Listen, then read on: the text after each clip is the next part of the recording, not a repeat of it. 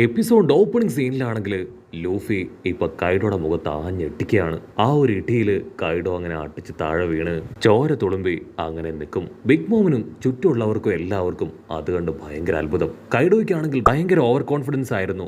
ഓടൻ അടിച്ചതുപോലെ അവനെ ആർക്കും അറ്റാക്ക് ചെയ്യാൻ കഴിയില്ല എന്ന്. ഒരു വെപ്പൻ പോലും ഇല്ലാതെ ലൂഫി അവന്റെ പവർ മാത്രം ഉപയോഗിച്ച് കൈഡോയുടെ ബോഡിയിൽ ഇപ്പൊ വലിയൊരു ഇമ്പാക്ട് ക്രിയേറ്റ് ചെയ്തിരിക്കുകയാണ്. ബിഗ് മോമിനാണെങ്കിൽ ഭയങ്കര അത്ഭുതം. കൈഡോ, നിനക്ക് എന്തു പറ്റി? നീ ഇത്രയും വീക്ക് ആണെന്ന് ഞാൻ കരുതിയില്ല. ഒരു പൊടിപ്പയ്യന്റെ ഒറ്റ അടിക്ക് തന്നെ നീ താഴെ വീണോ? ഓക്കെ, കുഴപ്പമില്ല, നീ മാറി നിൽക്ക്, ഇവന്റെ കാര്യം അത് ഞാൻ നോക്കിക്കോളാന്ന് പറയും. ാണെങ്കിൽ അത് വലിയ അപമാനമായിട്ട് തോന്നും. അവ പല്ല് കടിച്ച് എന്താ ചെയ്യണ്ടേ എന്താ പറയണ്ടേന്ന് അറിയാൻ നിൽക്കുകയാണ്. യൂസ്ട്രസ് കിഡിനും സോയ്ക്കും ഭയങ്കര അത്ഭുതം. ഇവനെങ്ങനെ ഇത്രയും സ്ട്രെങ്ത് കിട്ടിയും ചിന്തിച്ച് അവർ പരസ്പരം നോക്കുകയാണ്. പക്ഷെ സോറോയ്ക്ക് അറിയാം, ആ അപ്പാപ്പൻ ഉഡോൺ ജയിലിൽ വെച്ച് കളർ ഓഫ് ഹോക്കി പവറിന്റെ ട്രെയിനിങ് അത് ലൂഫിക്ക് കൊടുത്തിരുന്നു. അവൻ ആ പവർ ഉപയോഗിച്ചാണ് ഇപ്പോ കൈഡോയെ ഒറ്റ പഞ്ചിൽ നോക്കൌട്ട് ചെയ്തത്. ജോറോ ആണെങ്കിൽ ആ പവറിനെ കുറിച്ച് ഇപ്പൊ കെല്ലറിനും യൂസ്ട്രസ് കിഡിനും പറഞ്ഞു കൊടുക്കുകയാണ്. അത് കളർ ഓഫ് ഹോക്കി പവറിൽ നിന്ന് ക്രിയേറ്റ് ആവുന്ന ഒരു പ്രത്യേകതരം പവറാണ്. അപ്പാപ്പനാണ് ലൂഫിക്ക് ആ ട്രെയിനിങ് കൊടുത്തത്. അതേസമയം ലൂഫി ആണെങ്കിൽ ഇപ്പൊ സ്ട്രെയിറ്റ് ആയിട്ട് ബിഗ് മോമിന്റെ അടുത്തേക്ക് വരും. ലോയാണെങ്കിൽ അവനോട് എന്തോ ഒന്ന് പറയാൻ ശ്രമിക്കും. പക്ഷേ ബിഗ് മോം കാര്യമായിട്ട് അവനോട് സംസാരിക്കുന്നതുകൊണ്ട് തന്നെ അവനെ കൊണ്ടാണെങ്കിൽ ആ കാര്യം അത് ഷെയർ ചെയ്യാനായിട്ട് കഴിയില്ല.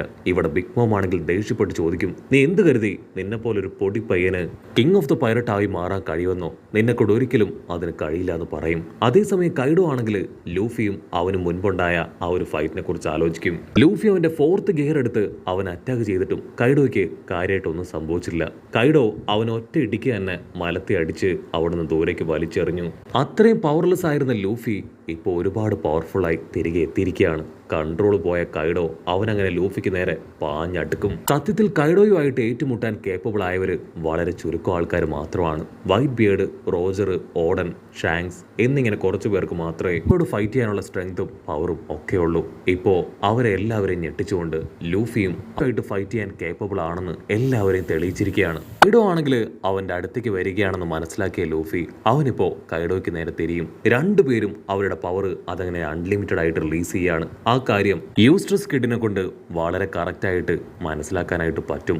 കൈഡോ അങ്ങനെ പാഞ്ഞു വന്ന് ലൂഫി ആഞ്ഞടിക്കാൻ ശ്രമിക്കും. പക്ഷെ അവൻ സൈഡിൽ ശബ്ദം ഉണ്ടാക്കി കൈഡോയെ വെട്ടിത്തിരിപ്പിച്ച് ഒരു ഭാഗത്തേക്ക് അങ്ങനെ മൂവ് ചെയ്ത് മാറുകയാണ്. ബിഗ് മോമിനാണെങ്കിൽ ആ കാഴ്ചയൊക്കെ കണ്ട് ഭ്രാന്ത് പിടിക്കും. അവളാണെങ്കിൽ എന്തൊക്കെയോ കുറെ പാട്ടൊക്കെ പാടി ഇപ്പൊ കൈഡോയോട് പറയും, നിനക്ക് സ്ട്രെയിറ്റ് ആയിട്ട് അവനുമായിട്ട് ഫൈറ്റ് ചെയ്യാൻ പറ്റുന്നില്ലേ? എങ്കിൽ മാറി നിൽക്ക്, അവനുമായിട്ട് ഞാൻ ഏറ്റുമുട്ടാം.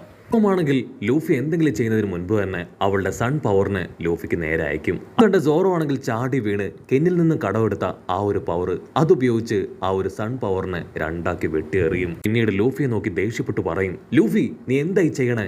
നീ വളരെയധികം കെയർഫുൾ ആയിരിക്കണം. ഇങ്ങനെയുള്ള സമയത്ത് നമ്മുടെ മുൻപിലുള്ളത് വളരെ പവർഫുൾ ആയിട്ടുള്ള 2 എംപറേഴ്സ് ആണ്. അവരെയാണ് നമ്മൾ തോൽപ്പിക്കേണ്ടത്. അവനത് പറയേണ്ട താമസം ലൂഫി കൂടുതൽ കാര്യമായിട്ട് ഇവരുടെ കൂടെ ഇപ്പൊ മൂവ് ചെയ്യാനായിട്ട് ആരംഭിക്കും.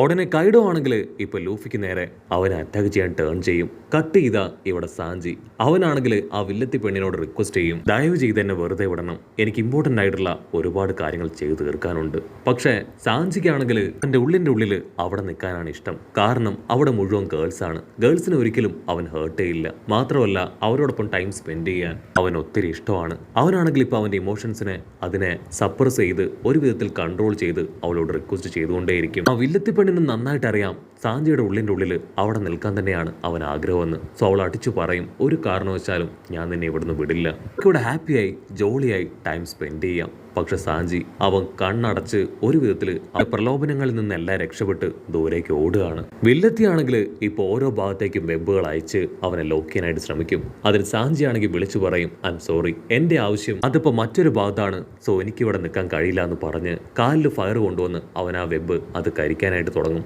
അതിനുശേഷം അവിടെ ഉണ്ടായിരുന്ന അസിസ്റ്റൻസ് വില്ലത്തികളെല്ലാം ആ വെബ് വെച്ച് അവൻ ലോക്ക് ചെയ്തിടുകയാണ്. അത് കണ്ട് ബ്ലാക്ക് മെറിയ ദ മെയിൻ വില്ലത്തി അവൾ അവനോട് പറയും, ഇവരെയെല്ലാം ഈസി ആയിട്ട് ലോക്ക് ചെയ്യാനായിട്ട് പറ്റും, പക്ഷെ എന്നെ തോൽപ്പിച്ച് ഇവിടുന്ന് രക്ഷപ്പെട്ടു പോകാൻ നിന്നെ കൊണ്ടാവില്ല സാഞ്ചി. ഈ സ്ത്രീകൾക്ക് റെസ്പെക്ട് കൊടുക്കുന്നുണ്ടെങ്കിൽ തീർച്ചയായിട്ടും എന്റെ ഫ്രണ്ട്സിനോട് നീ ഇങ്ങനെ ചെയ്യില്ല. ഓക്കെ, നിനക്ക് ധൈര്യം ഉണ്ടെങ്കിൽ എന്നെ ചവിട്ടി താഴെയിട്ട് എരിയുന്ന നിന്റെ ആ കാല് കൊണ്ട് എന്നെ ചവിട്ടി മെതിക്ക്.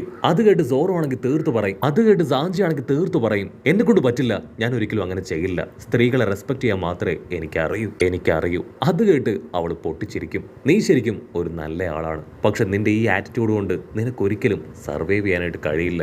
നിനക്ക് ഒരുപാട് നല്ല ഫ്രണ്ട്സുകൾ ഉണ്ടല്ലേ, അതുകൊണ്ടാണ് നീ ഇങ്ങനെയൊക്കെ ചിന്തിക്കുന്നതെന്ന് പറഞ്ഞ് അവളാണെങ്കിൽ സാഞ്ചിയെ നോക്കി പരിഹസിക്കും. അവൾക്കാണെങ്കിൽ സാഞ്ചിയുടെ ഇമോഷൻസ് അത് കറക്റ്റായിട്ട് പിടികിട്ടും. നിന്റെ ബെസ്റ്റ് ഫ്രണ്ട് റോബിനെ കുറിച്ച് ഞാൻ ചില കാര്യങ്ങൾ പറയട്ടെ, അതിന് സാഞ്ചി എനിക്ക് കേൾക്കണ്ട, എന്നോടൊപ്പം ഇവിടെ ടൈം സ്പെൻഡ് ചെയ്യാൻ എനിക്ക് താല്പര്യമില്ല തീർത്ത് പറയും. കട്ട് ചെയ്താ ഇവിടെ നമ്മുടെ ലൂഫി അവനാണെങ്കിൽ ക്യാഷ്വലായിട്ട് നിൽക്കുന്നത് കണ്ട അവനോട് ദേഷ്യപ്പെടുകയാണ്. നീ എന്തായി ചെയ്യണേ? വെറുതെ ഓരോ കാര്യങ്ങൾ ചെയ്ത് എട്ടിന്റെ പണി അത് മേടിക്കാനായിട്ട് പാടില്ല. നമ്മളിപ്പോൾ വളരെ വിജിലന്റ് ആയിട്ട് വേണം ഓരോ കാര്യങ്ങളും ചെയ്യാൻ. 2 എംപറേഴ്സിനെയാണ് നമുക്ക് അറ്റാക്ക് ചെയ്യേണ്ടതെന്ന് പറയേണ്ട അടുത്ത നിമിഷം തന്നെ കൈഡോ ആണെങ്കിൽ സ്റ്റിക്ക് ഉപയോഗിച്ച് ലൂഫിക്ക് നേരെ ആഞ്ഞെട്ടിക്കുകയാണ്. അത് കണ്ടല്ലോ അവൻ റൂം ക്രിയേറ്റ് ചെയ്ത് ഇപ്പൊ ലൂഫി അങ്ങനെ ഷാമ്പിൾ ചെയ്ത് വിടുകയാണ്. ലൂഫി ആണെങ്കിൽ ഇപ്പൊ ലോയോട് താങ്ക്സ് പറയും. അതിന് ലോ അവനെ പിടിച്ചു വലിച്ച് യു ആർ അൺബിലീവബിൾ, നമ്മൾ ഓൾറെഡി ഒരു അലയൻസ് ചേർന്നാണ് ഈ ഒരു മിഷൻ ഏറ്റെടുത്തത്. സോ നീ ഒറ്റയ്ക്ക് ഇഷ്ടത്തിന് എടുത്തു ചാടി ഓരോ കാര്യങ്ങൾ ചെയ്യുന്നത് ശരിയല്ല. എന്ത് ചെയ്യുകയാണെങ്കിലും നമ്മൾ പരസ്പരം ഒരു അണ്ടർസ്റ്റാൻഡിങ്ങിലും ഡിസ്കസ് ഒക്കെ ചെയ്തിട്ടും വേണം ചെയ്യാൻ. ലൂഫിക്കാണെങ്കിൽ ഒന്നും മനസ്സിലാവില്ല. അവൻ അങ്ങനെ കൺഫ്യൂസ്ഡ് ആയിട്ട് നിൽക്കും. അതിന് ലോ പറയും, ഇപ്പോൾ ഇവിടെ നടന്ന എല്ലാ കാര്യങ്ങളും നിന്റെ സ്വന്തം ഇഷ്ടത്തിനാണ് നീ ചെയ്തത്, എനിക്കത് ഒട്ടും ഇഷ്ടമായില്ല. സോ ഇനി നീ അങ്ങനെ ആവർത്തിക്കരുതെന്ന് പറയും. അത് കേട്ട് യൂസ്റ്റസ് കിട്ടി ചിരിക്കുകയാണ്. ലൂഫി, നിനക്ക് പറ്റിയ ആളുമായിട്ടാണ് നീ അലയൻസ് ക്രിയേറ്റ് ചെയ്യുന്നത് പറഞ്ഞ് അവനവർ രണ്ടുപേരെ നോക്കി അങ്ങനെ പരിഹസിക്കാനായിട്ട് തുടങ്ങും. അത് കേട്ട് ലോയ്ക്കും ലൂഫിക്കും അവർക്ക് രണ്ടുപേർക്കും കൺട്രോൾ പോകും. അങ്ങനെ 2 ടീമും 150 പറഞ്ഞ് 100 പറഞ്ഞ് പൊരിഞ്ഞ തർക്കം. ബിഗ് മോമിനാണെങ്കിൽ ആ കാര്യം കണ്ട് വല്ലാത്ത അപമാനം തോന്നും. കാരണം സീരിയസ് ആയിട്ടൊരു ഫൈറ്റ് നടക്കുമ്പോൾ 2 എംപറേഴ്സിന്റെ ഇടയിൽ വെച്ചാണ് അവരിപ്പോൾ പരസ്പരം ഫൈറ്റ് ചെയ്യണേ. സോ അവൾ വീണ്ടും അവളുടെ സൺ പവർ അതിനെ ഉപയോഗിച്ച് അവർ അറ്റാക്ക് ചെയ്യുകയാണ്. ആ അറ്റാക്ക് കണ്ട 3 പേരും ഇപ്പൊ പരസ്പരം മത്സരിക്കുകയാണ്. നമ്മൾ ആരാണോ അത് സർവൈവ് ചെയ്ത് പുറത്തു വരിക അവരായിരിക്കും കൂടുതൽ സ്ട്രോങ്.